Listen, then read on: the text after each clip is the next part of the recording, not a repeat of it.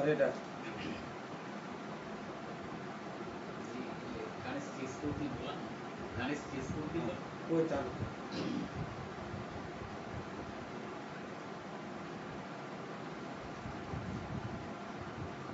अरे डर स्वामी हाण जया जया ओलोर मते ओद बोध वैकार रमे देव जया जया ओलोर मते ओद बोध वैकार रमे नाचे रे गणपत स्वामी सुर जो सदा रमे देव पूजे पूज्यो गुरुनांग स्वामी सुरे जो सदार स्वामी सर्व पट जो दाता जिणे रे नाटारंभ बिड़लो नाटारंभ वै नाच रमे देव पूजे पूज्यो गुरुनांग स्वामी सुरे जो सदार स्वामी सर्वने पत्थर जो डाका ये स्वामी हण निवारिये ताओ गुगरिये जो राम जाम है कार रमे नाचे रे गणपत स्वामी सोरे जो सदार रमे देव पूजे पूज्यो गुरुनांग स्वामी सोरे जो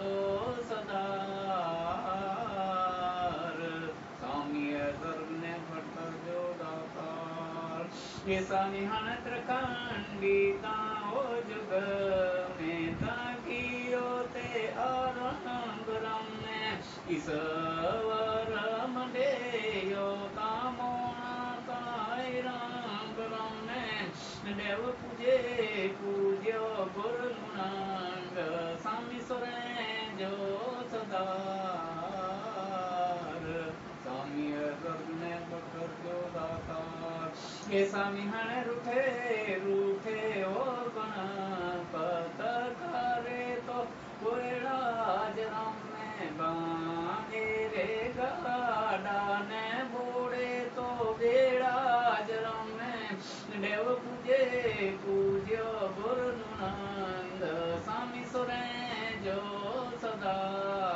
सदार स्वामी सर्वने पत्थर जो दातार ये स्वामी हण तुसे हो गुण पतर थया संचार रमे वीर रे मांग देव आके पागे ताला गोंज रमे देव पूजे पूज्यो गुरुनांग स्वामी सुरे जो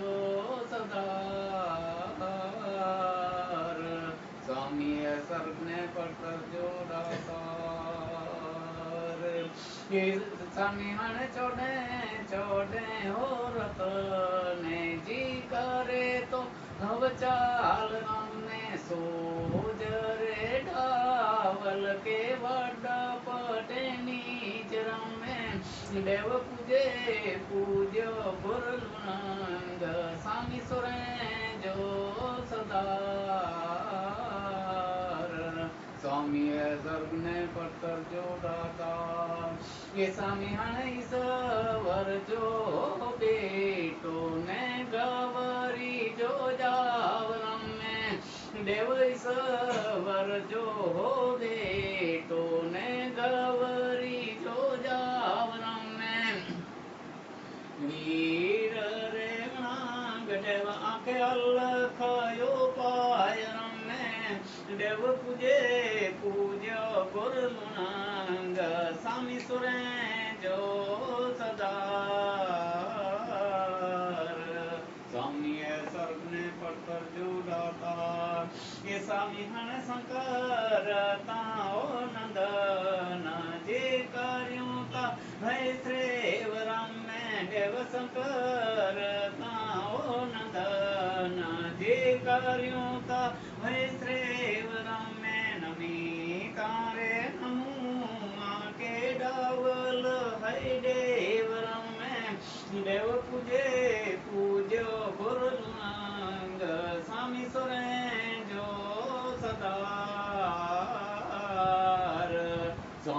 स्वर्ग ने पत्थर जोड़ाता जिणे रे नाटारंभ बिड़लो नाटारंभ है नाचरम में देव पूजे पूज्यो गुरुलुनंग स्वामी सुरे जो सदा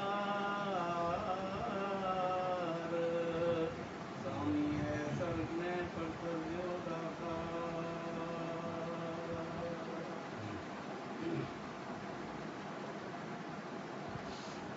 અરે જીઓ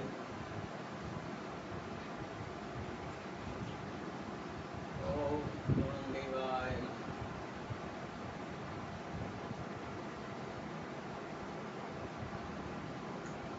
આ જગતમાં જ્યારે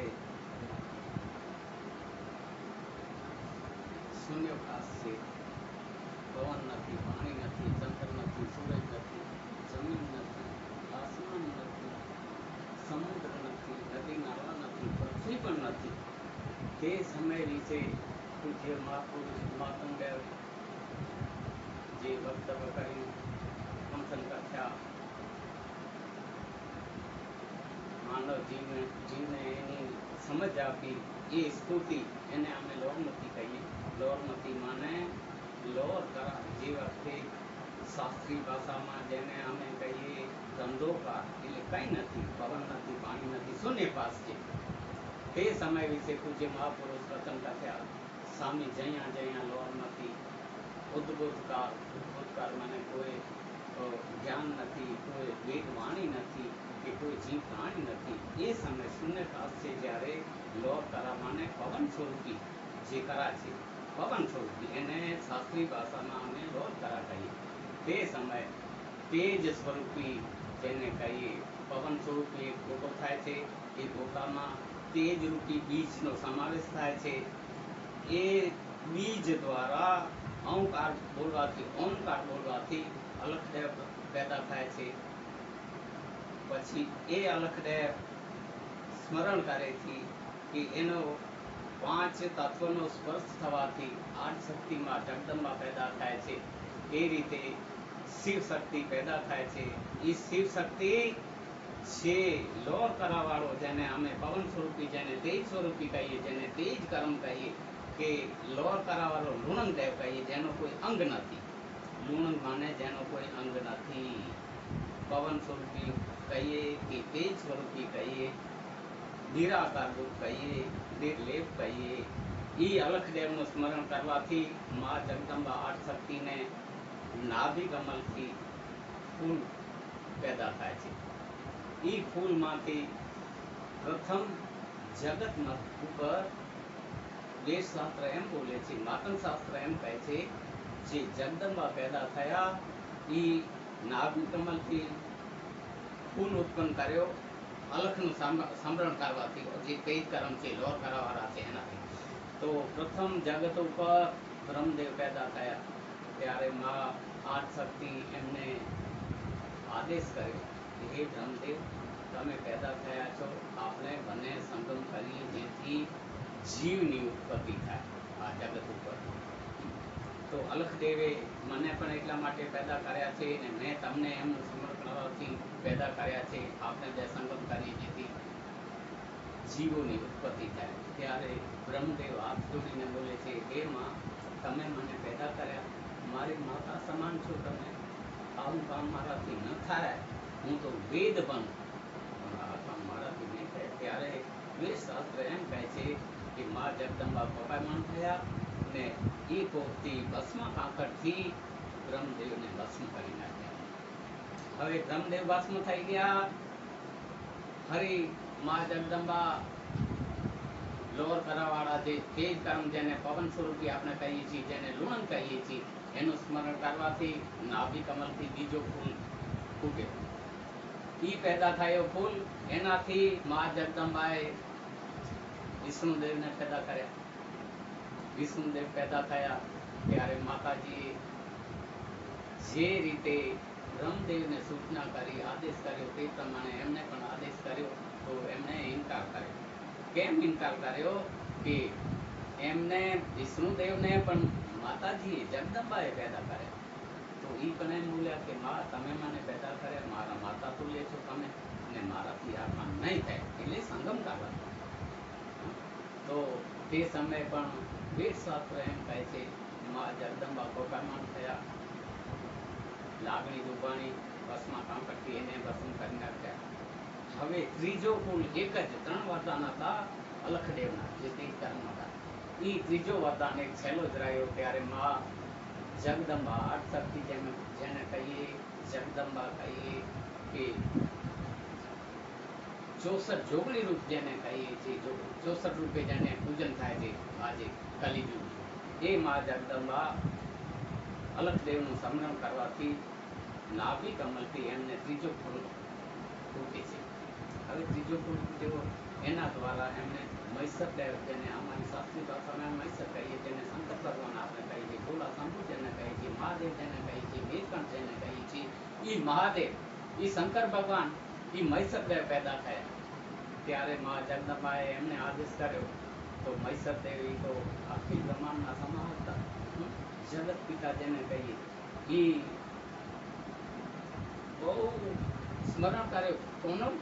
અલખદેવનું, જે થકી મા જગદંબાએ એને પેદા કરે એમને શંકર ભગવાન સ્મરણ કરવાથી એમને એવી યુક્તિ સૂજી અથવા એની એવી સોચ થઈ કે હવે આપણે ઘોડિયા પલટ કરીએ તો આ કાર્ય થઈ શકે, તો જ સંગમ થઈ શકે ને તો જ જગતની ઉત્પત્તિ થઈ શકે. એ પ્રમાણે જે મૈસરદેવ, શંકર ભગવાન, ભોલાનાથ, લોર કરાવાળા, તેજ કર્મની સ્તુતિ કરવાથી ને તેજ કર્મની સ્તુતિ કરવાથી એમને એવી સોચ થઈ. ત્યારે એ ઘોડિયા પલટ કર્યો, મોર મૈસર ને ગૌરી ઢેલ થયા. એ પ્રમાણે મોર મૈસર ગૌરી ઢેલ થયા. બીજા રૂપે એમણે સંગમ કર્યો. સંગમ કરવાથી જે હેત કરે આંસુ પડ્યા, થોડા છણ્યા દળપંચ, મોર મૈસર ગૌરી ઢેલ. એ પ્રમાણે હવ ધર્યો દૂજો રૂપ. પ્રથમ આજની ઉત્પત્તિ થઈ શેનાથી? મોર મૈસર થયા ને ગૌરી ઢેલ થયા. એના સંગમથી જે આંસુ પડ્યા મોરની આંખમાંથી, એ આંસુ ગૌરી દેવી જે ઢેલ રૂપી હતા એમણે એ ઝીલી લીધા.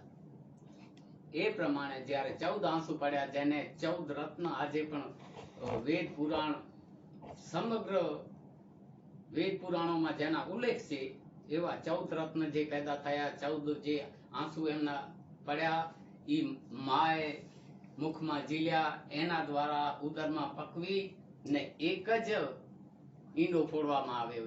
એ 14 ઈંડા થયા. એને અમે શાસ્ત્રીય ભાષામાં નારારંભ ઈંડું કહીએ. એ નારારંભ ઈંડું ફોડવાથી એનાથી જગત ઉપર ઉત્પત્તિ થઈ, જીવોની ઉત્પત્તિ થઈ, સાગર થયા, પહાડ થયા, નદી થઈ, સરોવર થયા, ચંદ્ર સૂરજ થયા, તારામંડળ થયો, વાયુમંડળ થયો, જે થકી બધું સ્થિર થયું. એવી રીતે આ જગતની ઉત્પત્તિ થઈ. જગતની ઉત્પત્તિ થઈ પછી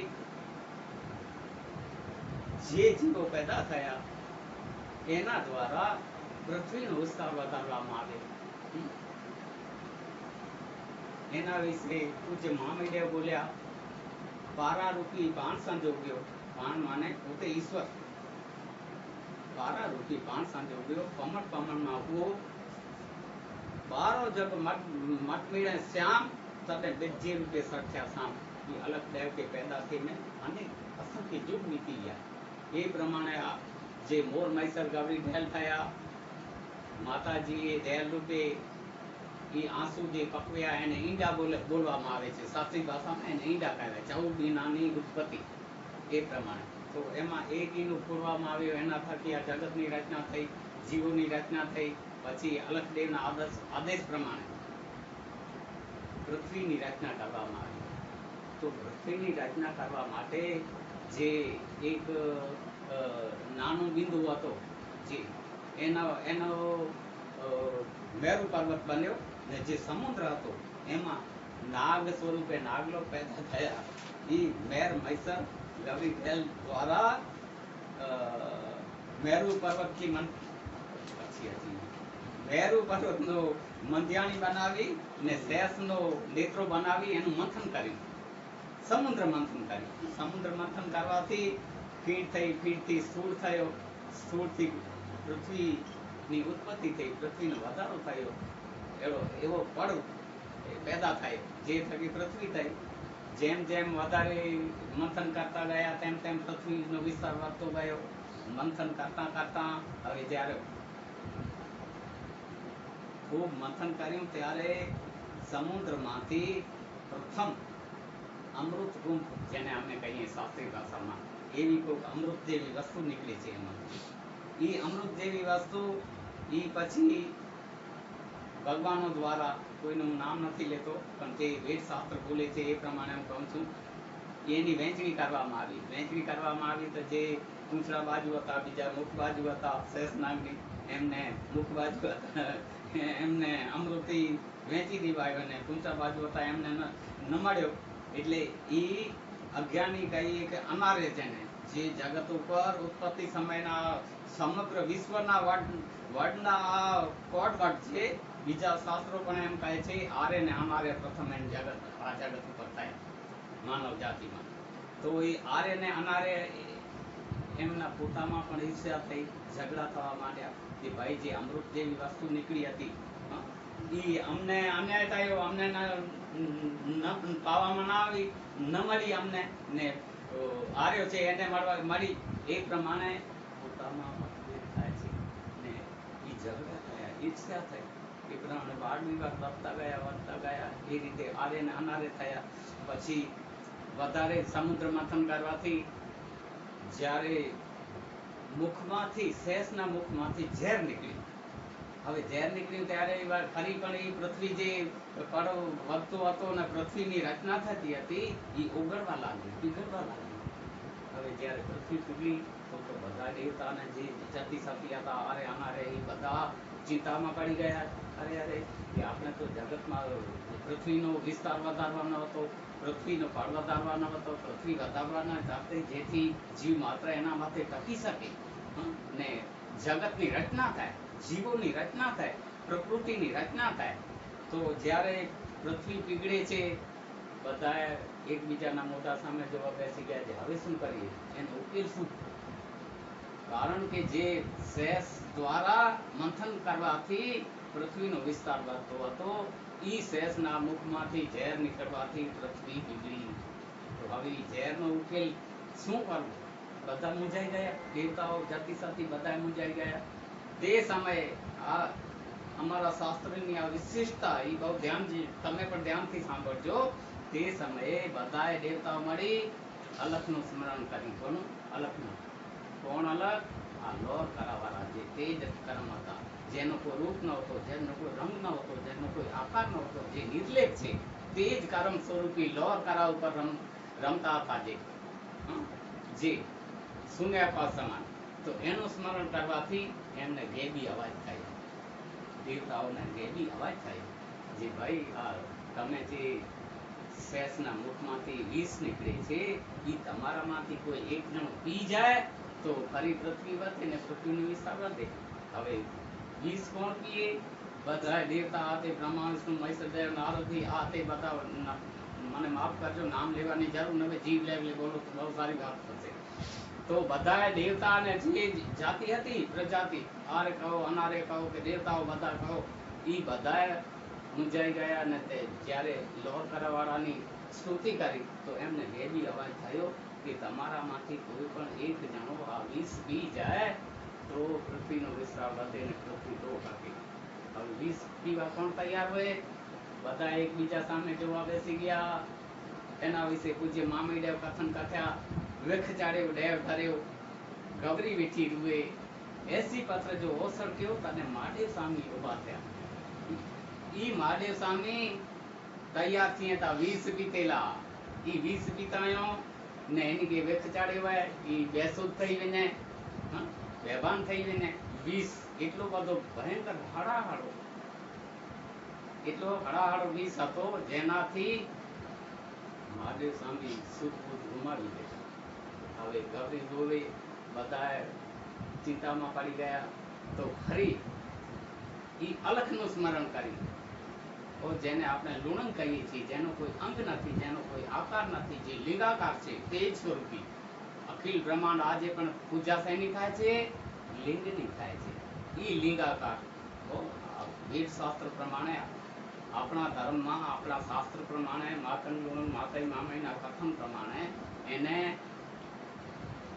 લોર કરાવવાનો કહીએ આપણે તેજ કર્મ કહીએ જે લિંગાકાર છે જેનો કોઈ આકાર નથી. આજે પણ જે આપણે ગણેશની ઘરોઘરમાં સેવા કરીએ છીએ તો એનો આકાર નથી, લિંગાકાર રામડાકાર. એ સાચો એ છે, પ્રત્યક્ષ એ છે, પરંપરા ધરોહર એ છે જગતની ઉત્પત્તિથી કરીને આજ સુધી. તો એમને જ્યારે પ્રાર્થના કરી બધા દેવતાઓએ તે તો લોર કરાવવા દ્વારા એમને કે બી અવાજ થયો કે તમારામાંથી કોઈ વિષ પી જાય તો એ બધું સમાપ્ત થાય અને પૃથ્વીનું વિસ્તાર તો વધે. ત્યારે મહાદેવ સ્વામી તૈયાર થયા વિષ પીવા માટે. એ મહાદેવ સ્વામી વિષ પી ગયા, બહુ પીવાથી એ પણ બેસુર થઈ જાય છે. તો તે વખતે પૂજ્ય બીજી વાર બોલું, વેખ ચડ્યો ડેવ ડર્યો ગૌરી વેઠી રૂએ એસી પત્ર જો હો શક્યો તને મહાદેવ સ્વામી ઉભા થયા. જડે ઉન અલખ દ્વારા એની કે સૂચના કરવામાં આવી જે ફરી અહીં મંથન કર્યો ને હાણે સમુદ્રમાંથી જે વનસ્પતિ જડે એ વનસ્પતિનો રસ મહાદેવ સ્વામીને પીવડાવો એટલે એ શુદ્ધમાં આવી જશે. તો બધા આનંદિત થયા ને મંથન કરવા લાગી ગયા. ને તે સમયે વેદ શાસ્ત્ર એમ કહે છે સમુદ્રમાંથી એક વનસ્પતિ એને એસી પત્ર કહેવામાં આવે છે.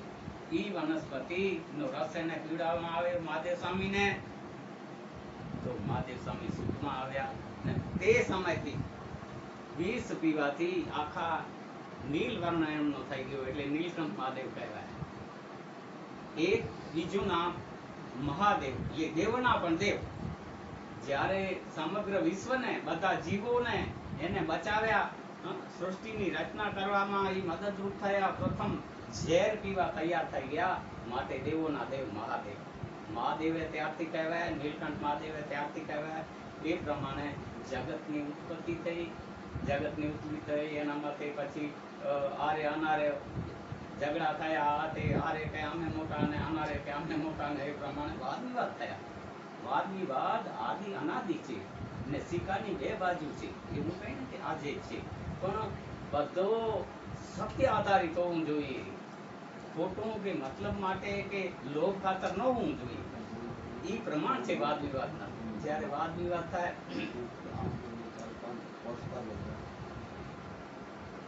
વાદ વિવાદ થયા, દેવતાએ પ્રાર્થના કરી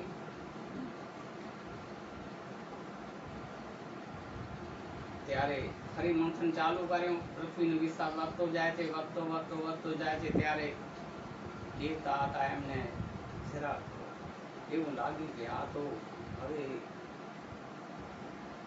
જે આરે છે કે અનારે છે એ બધાએ આપણા દેવોથી પણ હવે આગળ જાય છે. કારણ કે પૃથ્વીની ઉત્પત્તિમાં એ એમનો ભોગ હતો. કોનો? આરે અનારે. તે સમયે કોઈ દેવતા આતે કોઈ કાર્યકર્તા નહોતા, સિર્ફ લોર કરાવેલા સિવાય. તેજ કર્મ જેને કહીએ, જેને લુણું કહીએ, એના સિવાય એના આદેશ મુતાબિક એની દયાથી, એની કૃપાથી, એના સૂચનથી, એના માર્ગદર્શનથી જે બધું આ પૃથ્વીની રચના થઈ, એ રચના તે સમય થઈ. પછી જ્યારે એમના મતભેદ થાય એમાં કે હવે આ તો અમારાથી આગળ થઈ ગયા અને જગતની ઉત્પત્તિ કરી લીધી, આ તે બધું, પછી આપણને કોણ પૂછશે કે માનશે? તે સમયે કૃષ્ણ ભગવાન એક લીલા કરી. લીલા વંદન, કૃષ્ણ ભગવાનને વંદન. ઓમ કૃષ્ણ ગુરુવે નમઃ. કૃષ્ણ ભગવાને લીલા કરી. શું કરી? એક ગાય મોકલી, ગાય માયાવી ગાય મોકલી. જ્યાં એ મંથન થતો હતો, જતી સતી હતા, ઋષિઓ હતા, ઋષિગણ છે. જગતની ઉત્પત્તિમાં પ્રથમ શબ્દ ઋષિ છે. તે સમયે જાતિ પાતિ નથી. આરે અનારે તો જે શુદ્ધિ બુદ્ધિ વાળા, જે સેવાધારી હતા, જેમાં સામદાન હતી, જેમાં સદાચાર હતા, વિવેક હતા, એને આરે કહેવામાં આવે ને જે દુરાચારી હતા એને અનારે કહેવામાં આવ્યા. હવે એ જે લોકો તે સમયે સેવા સમરણ કર્યું, કોણ? ઋષિ. એટલે રેખિયા, જેને આપણે કહીએ છીએ કચ્છીમાં જેને રેખિયા કહીએ છીએ. બહુ સમજવા જેવી ને એ સત્ય હકીકત છે. હું બોલું છું એ વેદ આધારિત બોલું છું. મહાપુરુષે જે કથન કથ્યા છે એ મોર મારીને બોલ્યા, દે મામય પંડિત જૂઠો બોલે ધમરો ચડે તરાજો બાર, સાયર ઉલટી બને આજજી માતા. એવા બધા મોર મારીને જે બોલ્યા, જીવની લેવે. અહીં કોઈ જાતિપાતિ નથી, કોઈ વાદ વિવાદ નથી, મતભેદ નથી, અહમ નથી. આ તે એ રીતે જે જગતની ઉત્પત્તિ થઈ, મહાપુરુષોએ જે કથન કથ્યા એ પ્રમાણે જ્યારે કૃષ્ણ ભગવાન માયાવી ગાય મોકલે, શા માટે ખબર છે કે ઈ જે જતી સતી હતા, જે ઋષિ હતા, જેને આપણે કચ્છીમાં રેખિયા કહીએ છીએ આજે પણ, આ જગત ઉપર માનવ જાતિમાં આરે અનારે ઈ ઉત્પત્તિ કરી પૃથ્વીની, પણ પ્રથમ જાતિ રૂપે બોલીએ તો આપણે ઋષિ જ છીએ, ઋષિગણ જે આદિ અનાદિ આજે પણ જેમની પૂજા થાય છે. આ તો જેને નવે સમજ એની સવાલ બીજો છે, નહીતર જગત ઉપર માનવ જાતિમાં પ્રથમ જતી સતી બોલીએ કે સેવાદારી બોલીએ કે મહાપુરુષ બોલીએ કે ઈશ્વર સમાન, ઈશ્વરને તોલે જેને કહીએ, ઈ ઋષિગણ જ હતા. ઈ જપ તપ કરતા હતા, સેવા સમરણ કરતા હતા, બહુ તપસ્વી હતા.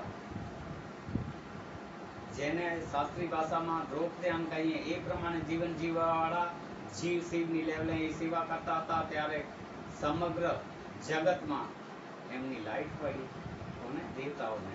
કે ભાઈ હજી એવા કોણ છે જે આપણાથી પણ ઉપર છે ને આપણાથી આગળ છે, જે ધારે એમ થઈ શકે છે એવા. ત્યારે ફરી ખોજ કરી એમણે, તો એમને સમજાણું કે ક્યાં પણ સરોવર કંઠે કે નદી નાળો હોય કે ક્યાં પાણીના ઝરા છે, ત્યાં જે તપસ્વી છે, ઋષિગણ છે, એ તપસ્વી છે, એના આધારે જગત ઉપર જે કંઈ થઈ રહ્યું છે, ઉત્પત્તિ કહો કે જે કહો તે સંચાલન એના દ્વારા થઈ રહ્યું છે, ને આપણાથી પણ મોટા છે. ત્યારે કૃષ્ણ ભગવાને માયાવી ગાય એમની પાસે મોકલી. એ ગાય ત્યાં આવે તો એના આંચળમાંથી દૂધ વહેતું હોય છે. એ ઋષિ એકે જોયું તો આ ગાય આવીને દૂધ વહે છે, વાસણ લઈ ત્યાં ગયે, દૂધ લઈ લીધું, પીધું બધાએ તો દૂધ કોઈ માયાવી ગાય હતી, એનું અમૃત સમાન દૂધ હતું. દૂધ પીધું, એકે પીધું, બીજાએ પીધું, બધાએ પીધું, એ રીતે પીતા રહ્યા. પીતે પીતે પછી કૃષ્ણ ભગવાનને બીજા દેવતાઓને ખબર પડી કે આ ઋષિ તો એનો તો લાભ મેળવે છે, એનો તપ ભંગ થાય કે એની ક્રિયા ઘટે કે એવી તો વાત નથી. ત્યારે શું કર્યું દેવતાઓએ? ત્યાં એક મવડાનું ઝાડ પેદા કર્યું.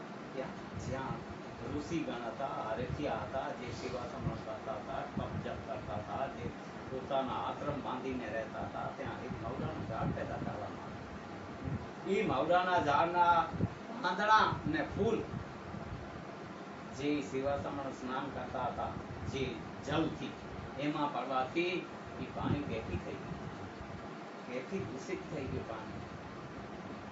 એ પાણી પીવાથી, એની ક્રિયા કરવાથી એમની ક્રિયા ઘટી.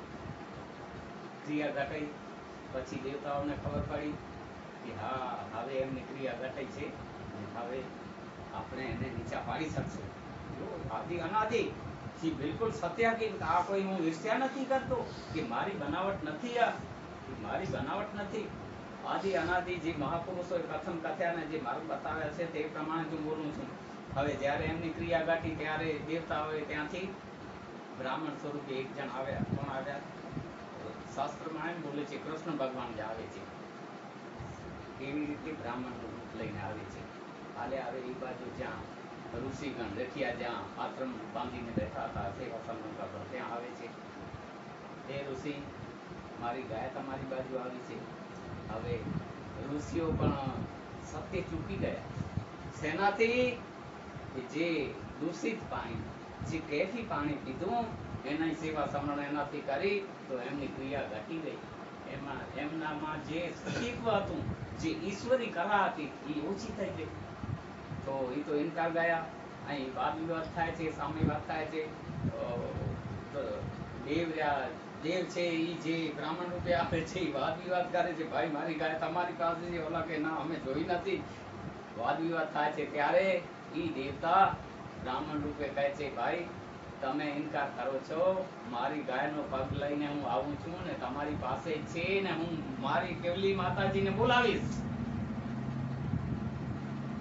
જ્યારે એ દેવતા એ પ્રમાણે બોલ્યા ત્યારે ઓલા તો જે એમને તો કેફ ચડાયેલો હતો ને, જુઓ આપણા જીવ માત્રને અખિલ બ્રહ્માંડને એ સંદેહ ઉત્પત્તિ સમયથી કે કેફી દ્રવ્ય સેવન કરવાથી શું ફાયદા થાય છે ને શું રિઝલ્ટ આવે છે એના, એ મહાપુરુષોએ આપણને આ કથા દ્વારા સમજાવ્યું.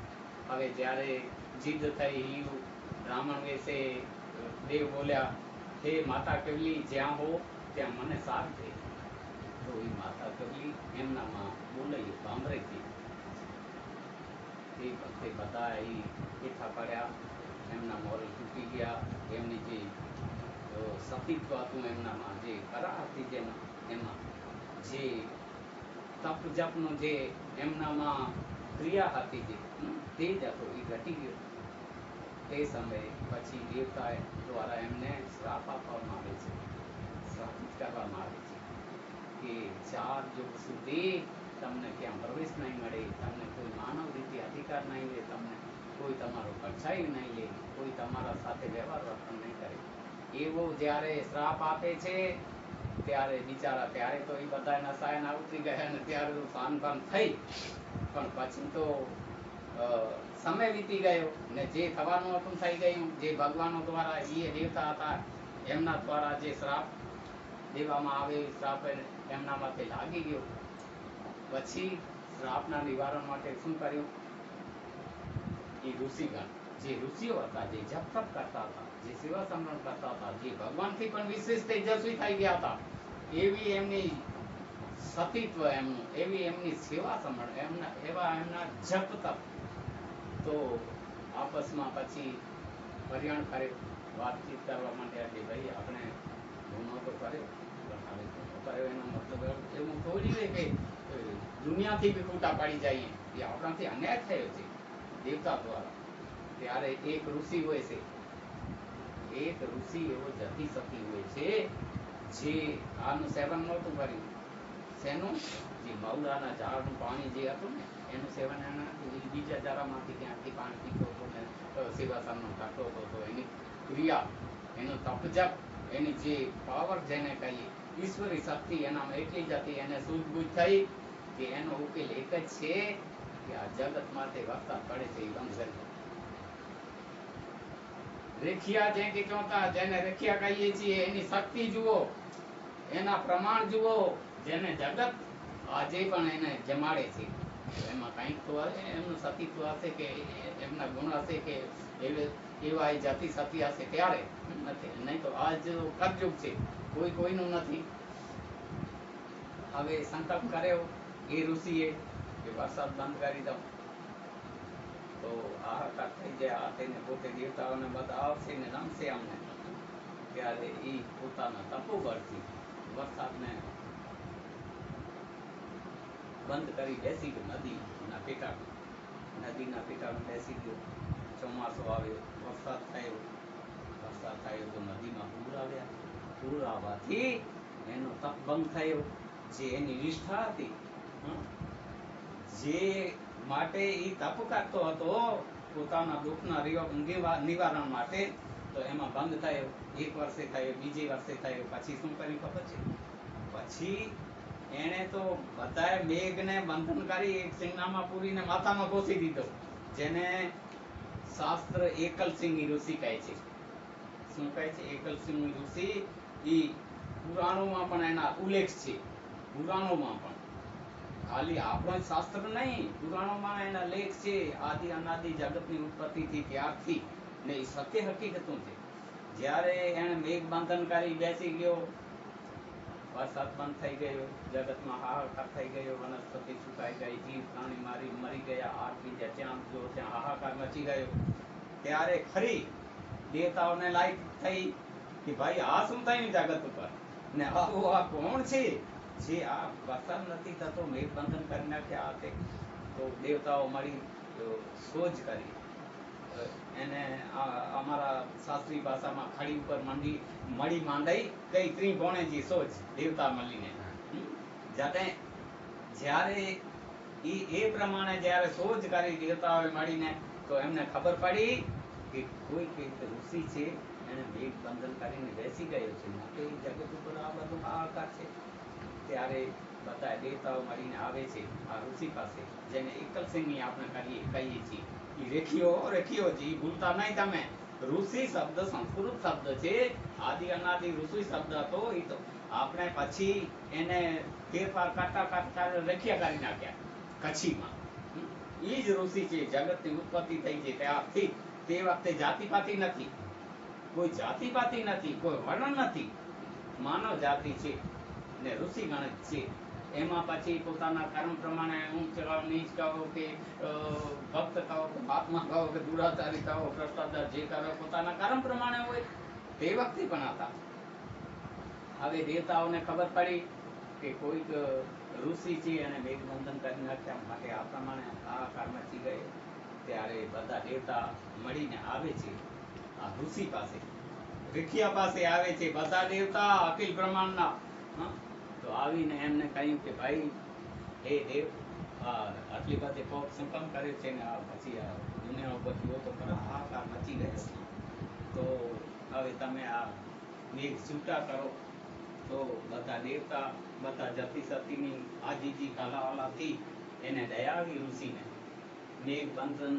મેઘ છૂટા કરવાની કોશિશ કરી, પણ મેઘ છૂટા થયા નહીં. કેમ ન થયા?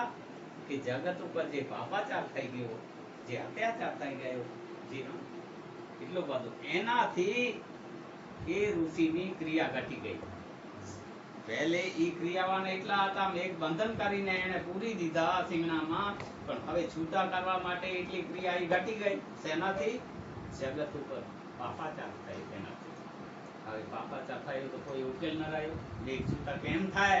બધા ચિંતામાં પડી ગયા, દેવતા બધાએ. તે સમયે ફરી જોજો આપણા શાસ્ત્રની આ વાતો, જેને લોહ કરાવવાનું કહીએ છીએ, જેને અલગ કહીએ છીએ, જેને તેજ કર્મ કહીએ છીએ, જેને લુણન કહીએ છીએ. માતાજી આજે પણ લુણન કહીએ હો. ઈ લુણન જેનો કોઈ આકાર નથી, લિંગાકાર, જે તેજ સ્વરૂપી, પવન સ્વરૂપી જે લોહ કરાવ ઉપર રમતા હતા, એને સ્તુતિ કરી બધા દેવતાએ મળીને. તો બધા દેવતાને મળીને સ્તુતિ કરી. તો ઈ જે વધારે છે આવ્યા ને બધાની પરિસ્થિતિ, બધાની આજીજી, આ તે બધું આગળ સાંભળી ને એમણે કહ્યું કે હવે આ મેઘ બંધન ત્યારે છૂટા થાય જ્યારે કોઈ પણ જતી સતી આવે, પોતાનો સત્કર્મ સંભાળી, પોતાનું સત્ય સંભાળીને સતના હાથ દે એને, તો આ મેઘ છૂટા થાય. તો હવે એ જતી સતી ક્યાંનું કોણ હોય? બધા પાસે રજૂઆત થાય, બધા દેવતાગણ બધા ત્યાં હાજર મોજૂદ છે. જતી સતી જે કહો તે, આરે અનારે બધા જે કહો તે, દેવ દેવતા જે કહો તે બધા ત્યાં હાજર. બધા એકબીજાના મોટા સામે જોવે છે. ત્યારે એ લોહ કરાવેલા હતા છે, લેપ જેનો કોઈ આકાર નથી, રૂપ રંગ નથી, ઈ માનવ સ્વરૂપે તે અહીં પેદા થાય છે.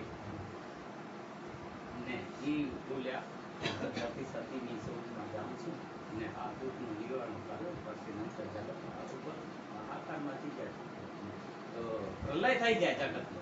જો વરસાદ ન વરસે તો પ્રલય થઈ જાય જગત ઉપર. જીવ પ્રાણી જેવું કોઈ નામ જ ન રહે.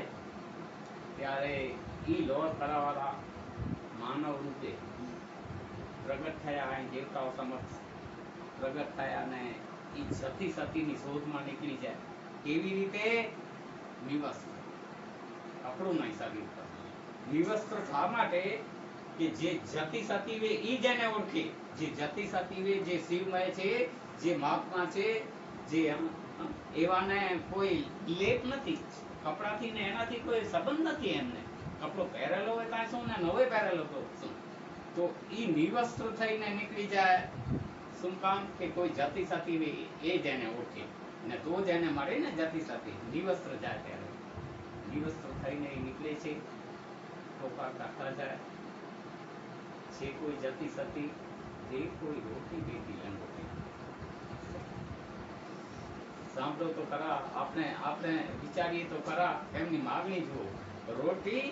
રોટી તો બધાય દે, લંગોટી એ કદાચ બધાય દે, પણ બેટી દેવી ઈ જટિલ પ્રશ્ન હતો.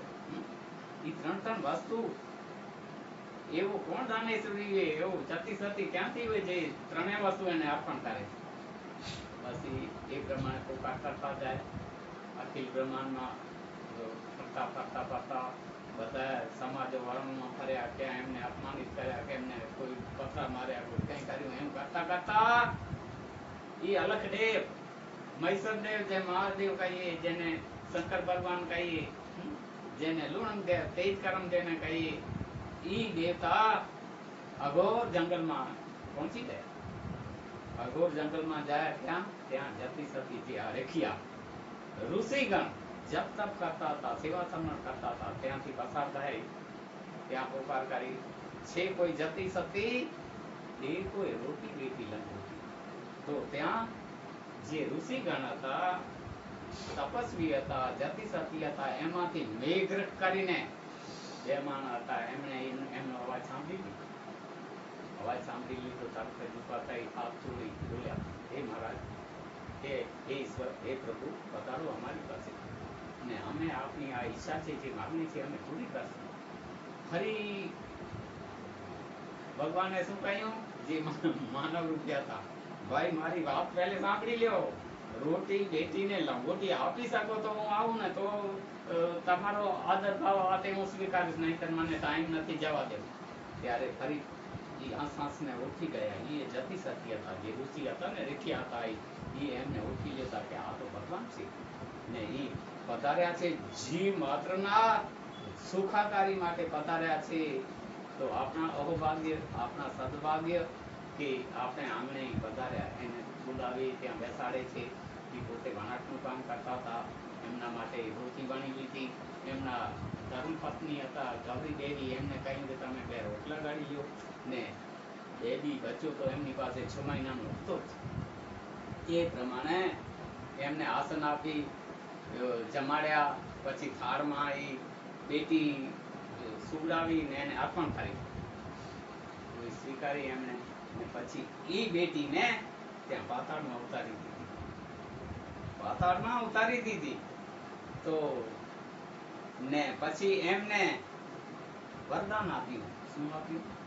કે આ જે તમે દાન આપ્યો છે, દાનેશ્રી છો તમે, સતી જતી છો, ને એ મને સ્વીકારે છે, ને હું બહુ સંતુષ્ટ તમારા ઉપર ખુશીમાન છું, ને વચન આપું છું કે ચોથા જગમાં તમે આણંદ ચૂડીઓને હાંસલ દે હશો, ને ત્યાં ઈ બેટી તમને ઝાંઝરવાયરમાંથી મળે. આજે પણ ઝાંઝરવાયરનો પ્રમાણ ઈ છે, ને ત્યાં સ્નાન કરે છે બધા. જ્યાં આપણે કારુબા ડુંગર ઉપર જઈએ છીએ, ત્યાં યાત્રા કરીએ છીએ, ને મોટામાં મોટો તીર્થ આપણો ઈ જ છે. ને ત્યાં જે ઝાંઝરવાય છે, એ ઝાંઝરવાયમાંથી ઈ ઝાંઝર એના પગમાં પહેરેલા હોય છે, ને એ ઝાંઝર વાગવાથી અવાજ થયો ને એ પ્રમાણે ત્યાં આણંદ ચૂડી હોય ને એ પસાર થતો હોય એમને મળી જાય, એટલે માટે ત્યાં એ વાવ પણ ઝાંઝર વાવ કહેવાય. ને ઈ બેટી તે સમયે ત્યાં મળી, એવું બધું વરદાન કર્યું. તો બોલો ઘણી માતંગદેવ કી જય, બધા શ્રોતાગણ કી જય.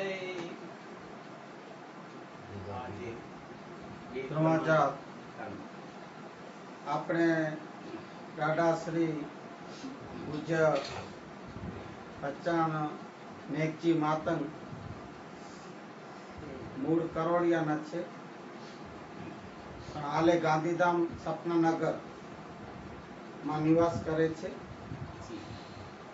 અમારા ધર્મગુરુ મારી અરજીને વિનંતીને માન આપી આજના જન્માષ્ટમીના દિવસે જ્ઞાન કથન માટે મેં આમંત્રિત કર્યા. દાદા પોતાનો અમૂલ્ય સમય કાઢી અને આપણે ત્યાં પધાર્યા, ને આપણે એમના જ્ઞાન કથનનો લાભ લીધો. જેમાં પૂજ્ય દાદાએ લુણંગદેવ લોર્તે અમે કરતે ગણેશજીની સ્તુતિ કરી, અને જે જગતની સ્થાપના, ધરતી જમીનની સ્થાપના કેમ થઈ, તે જગતની ઉત્પત્તિથી કરી અને દાદાશ્રી આપણને જે જ્ઞાન કથનની જે આપણને એક પ્રવાહ જે જ્ઞાનનો, જે જ્ઞાનની ગંગા કહેવાય જ્ઞાનની, એ આપણને દાદાએ સૂઝબૂઝ આપી અને તે આપણે લાભ લીધો. તો દાદાશ્રીને હું વિનંતી કરીશ કે આપનો થોડો હરોજ સમય મળે સમય કાઢી અને અમને લાભ આપતા રહેશો. જી તો આ જે દાદાનું જ્ઞાન કથન છે, જે હું માનવતા સત્સંગ રૂપે જે હરરોજ આપની સમક્ષ હિન્દીમાં રાખી રહ્યો છું, જી એ તો ચાલુ જ રહેશે પ્રવાહ. જી પર એના સંદર્ભે પૂજ્ય દાદાશ્રીનું જે આ જ્ઞાન કથન પણ આપણે માનવતા સત્સંગના આજે એમાં આપણે આવરી લેશું અને દાદાશ્રીનું આપણે દરરોજ જ્ઞાન કથનનું લાભ લેશું, લાભ મળતો રહેશે એવી હું આશા રાખું છું. દાસ આશાનંદના ડૉક્ટર અશોક મહેશ્વરીના ધર્માચાર